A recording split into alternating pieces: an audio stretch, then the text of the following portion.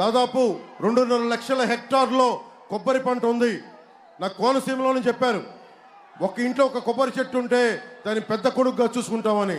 అలాంటి పెద్దలకి చెప్తా ఉన్నాను, నేను మీరిచ్చిన నాకు ప్రోత్సాహం ఇచ్చారు. నేను మీ మాటగా చెప్తున్నాను, రైతాంగానికి, కౌలు రైతులకు కానీ, అమలాపురం కోనసీమ రైతాంగానికి కానీ మీకు గిట్టుబాటు ధర వచ్చేలాగా, మీకు కనీస మద్దతు ధర వచ్చేలాగా భవిష్యత్తులో ఎప్పుడు కూడా మీరు క్రాప్ హాలిడే ప్రకటించని పరిస్థితుల్లో ప్రభుత్వాలు నడుపుతామని తెలియజేసుకుంటా ఉన్నాను.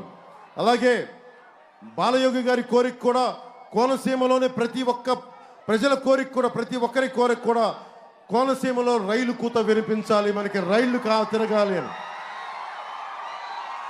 4.5 లక్షల హెక్టార్లో కొబ్బరి తోట మధ్యలోంచి ఊహించుకోండి, ఒక చక్కటి రైలు రాజస్థాన్ లాగా, ప్యాలెస్టాన్ వీల్స్ లాగా మన కోనసీమ అందాలను చూపించే ఒక టూరిజంను డెవలప్ చేసే నిజంగా ఒక రైల్వే లైన్ వస్తే ఎంత అద్భుతమైన ఉపాధి, ఎంత అద్భుతమైన అవకాశం మనకు వస్తే, అది మన హరీష్ గారి, బాలయోగి గారి అబ్బాయి మనకు ఎంపీగా నిలబడుతున్నారు. మన కూటమి తెలుగుదేశం పార్టీ సైకిల్ పార్టీని గుర్తించి ఆయన పోటీ చేస్తూ ఉన్నారు. ఆయన్ని అభ్యర్థిగా, పార్లమెంట్ అభ్యర్థిగా మనం గెలిపించుకుంటే మేమందరం కూడా, ప్రధానమంత్రి గారితో నాకున్న పరిచయం మీకు తెలుసు, నాకు వారితో ఉన్న సాన్నిహిత్యం మీకు తెలుసు. నేను మన కోనసీమ వాసుల కోరిక అందరికీ చెప్తాను.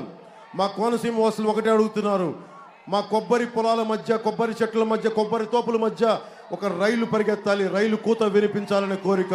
ఆ కోరికని ప్రధానమంత్రి గారి నోటి ద్వారా నేను చెప్పించడానికి ప్రయత్నం చేస్తాను. హరీష్ గారిని మనం పార్లమెంట్కి పంపించగలిగితే మనకి రైలు కూత అక్కడ వచ్చేలాగా అక్కడ పార్లమెంట్లో వారికి గళం వినిపిస్తాం.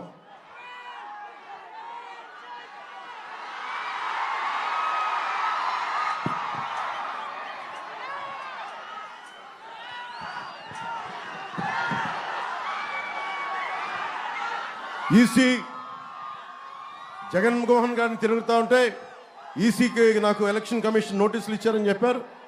ఖచ్చితంగా ఎలక్షన్ కమిషన్